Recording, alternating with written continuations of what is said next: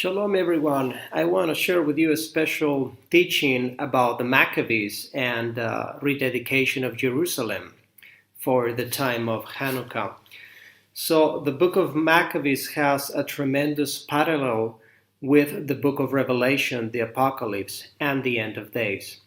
But before that, I'm going to reveal to you a mystery that has to do with the Maccabees and the rising to power of the Nazis. So we have some very interesting parallels. Everything throughout history has been decoded in the Bible. So first of all, in 167 BC, that's about when Antiochus, this Greek emperor that wanted to completely obliterate the Jewish nation, rose to power. And in 1933 is when Hitler rose to power. Between both dates, you have 2,100 years, which is 700 plus 700 plus 700. 700 is a very prophetic number in the Bible. The Bible talks about sevens, 70s, 700. It has to do with prophecy. So once we break this number into three sets of 700, let us see what happened every 700 years. 700 years after the Maccabees, it was the beginning of 6th century. That's the takeover of the Byzantine Empire. Israel was ruled by the Byzantine Empire. 700 years later, beginning of the 13th century, Israel is ruled by the Crusaders. And 700 years later, now Israel is being attacked by Hitler. So let us look at both parallels and the message of redemption. So before a great time of revival and a great time of redemption, there's going to be a great time of persecution. So during the days of Antiochus, he forbade the Torah, he forbade to follow Sabbath, he forbade circumcision, he forbade to worship the one true Elohim, and he commanded the people to worship an evil idol.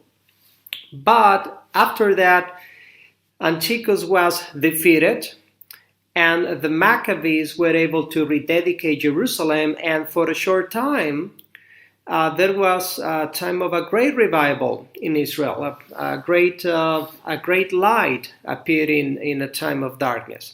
The same we see in 1933. Hitler rose to power. He came to obliterate the Jewish nation, to send them to concentration camps, to kill them, to exterminate them. Eventually, he was defeated with his evil Nazi empire. And what happened right after?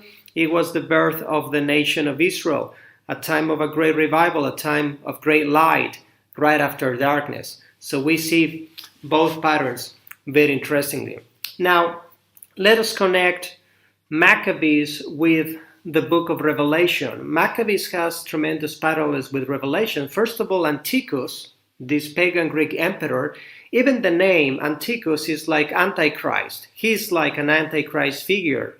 So he wanted to exterminate the Jews, the same the Antichrist. He set up an abomination that causes desolation on the temple and profane it, the same the Antichrist. He forbade the Torah, the same the Antichrist. He forced the Jews to adopt a pagan Greek religion, the same the Antichrist will set up the image of the beast and impose on the people a fake religion. The king of Greece united himself with the pagan Hebrews that were Hellenized, that adopted Greek culture and made a war against the saints. So in the same way, the Antichrist, with those that take the mark of the beast, will make a war against the saints. Now, it says that the Antichrist has names of blasphemy. Well, Antiochus Epiphanes was called Theos Antiochus, which means Epiphanius, which means the manifestation of God, which is a complete pagan name full of blasphemy. But his true name was Mithra, which was the name of an idol. It's also blasphemy. And his wife was Laodicea. Very interesting.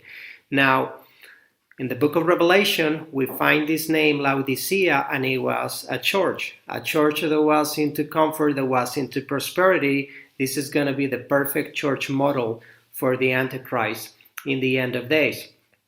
So this great Levites, they rose to power and they became warriors. Even though they were scholars, they had no choice but to become warriors. In the end of days, we also see the 144,000 being a prototype of the warriors of Yeshua in the end of days. Well, this is part one on Maccabees. Thank you.